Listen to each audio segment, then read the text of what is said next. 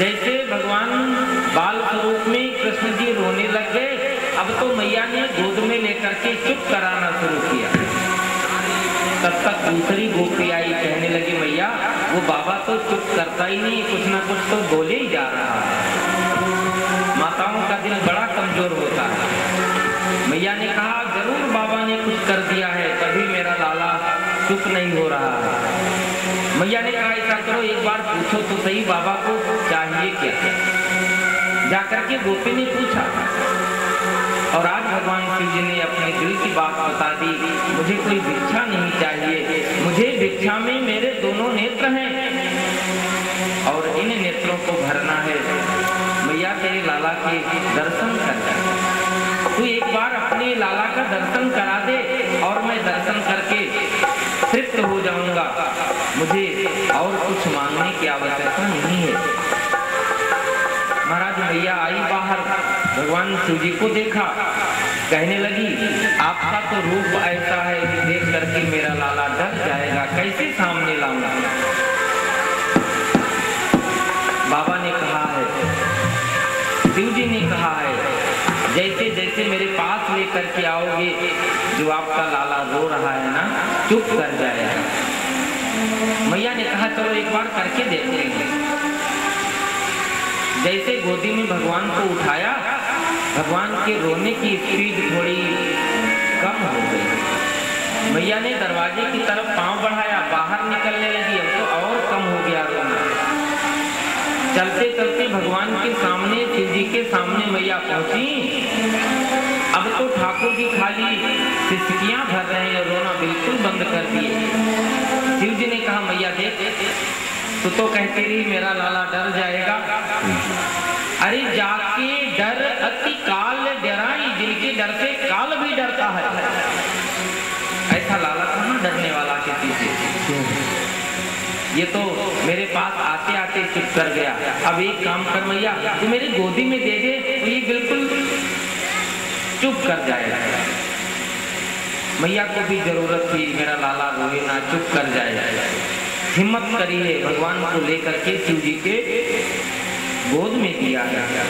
आज तो योगी और योगेश्वर का मिलन हुआ है। आज तो संसार में द्वैत समाप्त होकर के अद्वैत हुआ है, दो में आनंद नहीं। भगवान शिव जी ने भगवान बाल स्वरूप कृष्ण को गोद में लेकर के भगवान के दर्शन करके आज तो तृप्ति प्राप्त किया है और भगवान बाल कृष्ण अपने आराध्य भगवान शिव जी का दर्शन करके आज तो वे भी प्रसन्न हो गए हैं। अब तो मैया ने भगवान को लेकर के गोदी में और लौट कर चली हैं, लेकिन अब कन्हैया नहीं रोता है। मैया बहुत प्रसन्न है। बालक ना रोए, माताएं बहुत खुश। बालक मान लो सुबह से शाम तक ना रोए तो माताएं इतना खुश। बच्चे को दूध पिलाने का समय नहीं, घर के काम समाप्त ही ना हो। सुखदेव भगवान वर्णन करते हैं, धीरे धीरे धीरे समय व्यतीत होता गया। द्वादशी व्यतीत हुई, त्रयोदशी व्यतीत हुई, चतुर्दशी आई। चतुर्दशी 14 अंकों का प्रतीक है। हमारे शास्त्रों में 14 अंक विशेष कर माने जाते हैं। कैकेयी ने राम जी को वनवास देने के लिए 14 वर्ष का मांगा। पूतना भगवान बाल स्वरूप कृष्ण को मारने के लिए 14 अंक चतुर्दशी को आई। शास्त्र कहते हैं मनुष्य के शरीर में 5 कर्म इंद्रियां, 5 ज्ञान इंद्रियां, मन, बुद्धि, चित्त, अहंकार सब मिलाकर के 14 होते हैं। इन 14 स्थानों पर काम निवास करता है। इन 14 स्थानों पर मनुष्य के जीवन में वासना निवास करती है। 5 कर्म इंद्रियों में, 5 ज्ञान इंद्रियों में 10, मन बुद्धि चित्त अहंकार 4, ये मिलाकर 14 स्थानों पर वासना निवास करती है। 14 स्थानों पर निवास करते हुए काम को मारने के लिए 14 वर्ष वन में रह करके तब करना पड़ेगा। तब लंका में रहने वाला, तब शरीर में रहने वाला ये काम समाप्त होगा। फिर अयोध्या में राम जी का राज्य स्थापित होगा। और आज भगवान कृष्ण ने विचार किया यदि चतुर्दशी के दिन वासना आ जाए मेरे जीवन में, चतुर्दशी के दिन 14 स्थानों पर रहने वाली वासना सामने मिल जाए तो महाराज उसे समाप्त कर दिया जाए। सुखदेव भगवान वर्णन करते हैं, कंस को योग माया ने बता दिया है तुझे मारने वाला गोकुल में बाबा नंद के यहाँ पहुंच चुका है। अब तो कंस ने अपनी सभा बुलाई और सभा में आज घोषणा कर दिया है, 6 दिवस व्यतीत हुए हैं, जो भी कोई गोकुल में जाकर के 6 दिन के आयु वाले सभी बालकों को मृत्यु दंड दे दे, उसे मुंह मांगा पुरस्कार दिया जाएगा। अब तो सभी लोग तैयार हुए। महाराज हर कोई ये कहता है पुरस्कार मुझे मिल जाए, चाहे मुष्टिक हो, चाहे चाणूर हो, चाहे कंस के दरबार में रहने वाले सकटासुर हो, चाहे अघासुर हो, चाहे बकासुर हो, सभी तैयार हैं। लेकिन आज पूतना ने कहा नहीं नहीं, जहां 6 दिन का बालक पालने में गोपियों के बीच में झूल रहा है, वहां किसी का पहुंचना उतना आसान नहीं, वहां तो मुझे जाने में थोड़ी सरलता होगी, मैं जा सकती हूँ और मुझ में इतना सामर्थ्य गोकुल की समस्त 6 दिन के यद्यपि मुझे मारने के महल अभी हम कहते हैं इन काम प्रवेश करता है आज है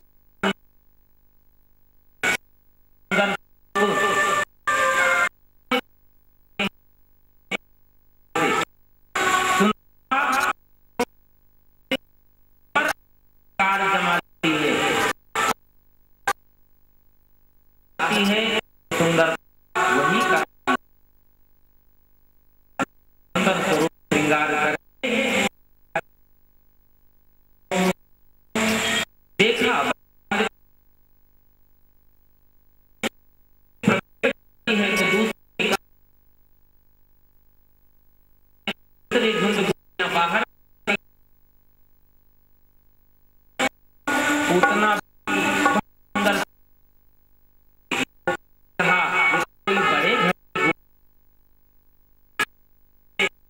दिया जाए। अब तो मैया कर गई प्रवेश करने की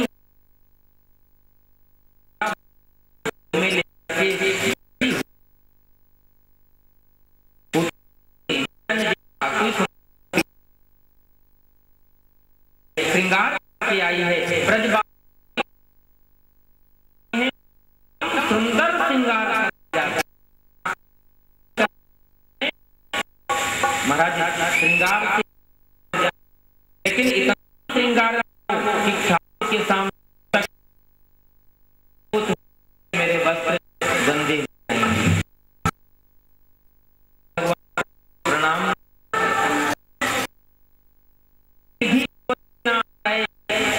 हम पहुंचे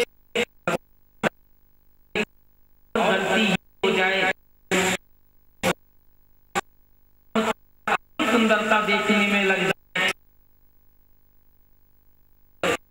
जाए पता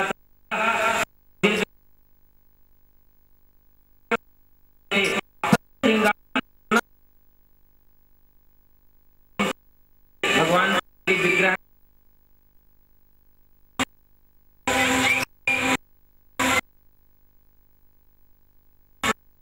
भैया के पास उतना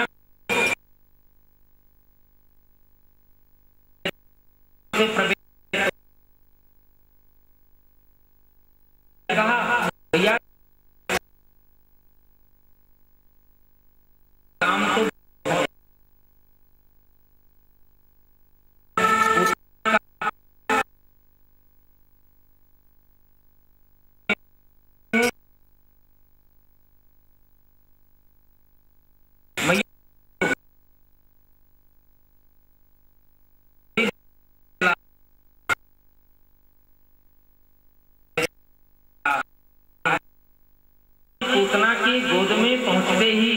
अपने नेत्र बंद कर लिए और पूतना तो तैयार होके आई है, सज करके आई है, अपने स्तनों में जहर लगाकर आई है, दूध पिलाऊंगी लेकिन संतों ने अपने अपने भाव व्यक्त किया है कि भगवान ने नेत्र क्यों बंद किया।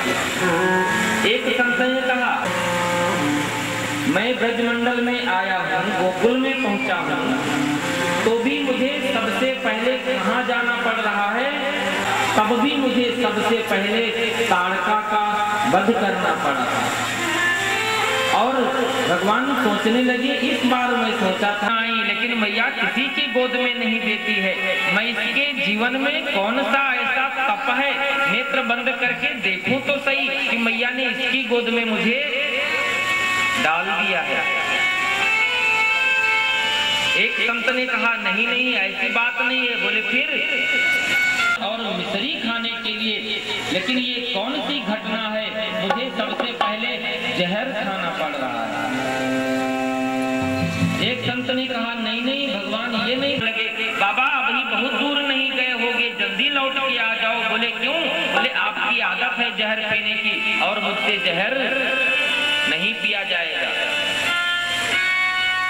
एक संत ने कहा, नहीं नहीं भगवान ये नहीं नेत्र बंद करके विचारते हैं। बोले क्या यशोदा है, उन्हें तो माँ की गति दूंगा, लेकिन ये भी दूध पिलाने आई है, इसे कौन गति दूंगा।